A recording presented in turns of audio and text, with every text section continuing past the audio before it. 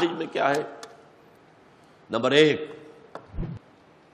اطاعت اللہ کی، ٹوٹلی عبادت اور اطاعت، اس پر تفصیل سے گفتگو ہو چکی ہے۔ تمہارے وجود سے، یہ 3 چیزیں وہ تھیں جو وجود کے اندر تھیں، محبت، تسلیم و رضا، صبر و توکل، استقامت، اور دوسرے جو باہر ہے اطاعت۔ تمہارے وجود سے جو عمل بھی خارج ہو یا صادر ہو وہ اطاعت خداوندی اور اطاعت رسول کے سانچے میں ڈھل کر آئے۔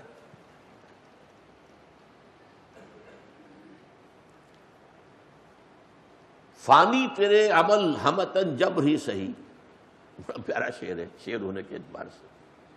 سانچے میں اختیار کے ڈھالے ہوئے تو ہے، یہ ان لوگوں کا قول ہے کہ جو سمجھتے ہیں کہ انسان مجبور محض سے، اس کی کوئی آزادی نہیں ہے، جن کو جبریہ کہا جاتا ہے۔ یہ ہمارے ہاں اسلاف میں رہا ایک مسلک، تو فانی ان میں سے ہے۔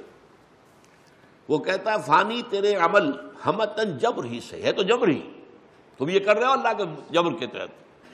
سانچے میں اختیار کے ڈھالے ہوئے تو ہے، لیکن ایک سانچے میں ڈھال دیا گیا ہے جو تم محسوس کرتے ہو کہ میں کر رہا ہوں، بس یہ بھی بڑی بات ہے۔ تو بہرحال جو بھی صادر ہو ہمارے وجود سے وہ اطاعت خدا اور اطاعت رسول کے سانچے میں ڈھل کر ہے، تو ہاتھ سے ہو، پاؤں سے ہو، آنکھ سے ہو، ناک سے ہو، کان سے، جو بھی ہمارے وجود سے صادر ہو رہا ہے۔ اور نمبر 2 جہاد و انفاق فی سبیل اللہ، اللہ کے ساتھ استقامت اور اللہ کے باغیوں سے دوستی، اللہ پر ایمان اور اس میں استقامت، اور اللہ کے غداروں کی جو ہے غلامی پر راضی ہو جانا۔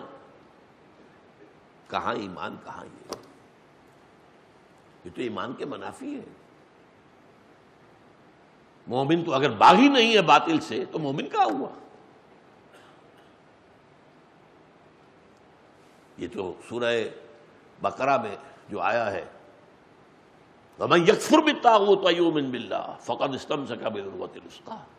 طاغوت کا کفر پہلے ہے، ایمان باللہ بعد میں۔ پہلے طاغوت کا کفر کرو اور پھر ایمان باللہ، تب کوئی مانی ہے۔ اور طاغوت سے وفاداری، طاغوت کے ساتھ دوستیاں جو اللہ کے سرکش ہے،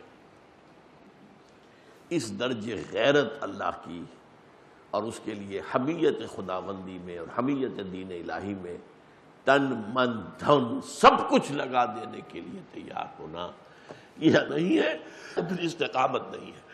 ہمارا جو مطالعہ قرآن حکیم کا منتخب نصاب ہے، اس میں یہ سورہ تغابن کے درس میں اور سورہ حامیم السجدہ کے درس میں یہ چیزیں بڑی تفصیل سے بیان ہوتی ہیں۔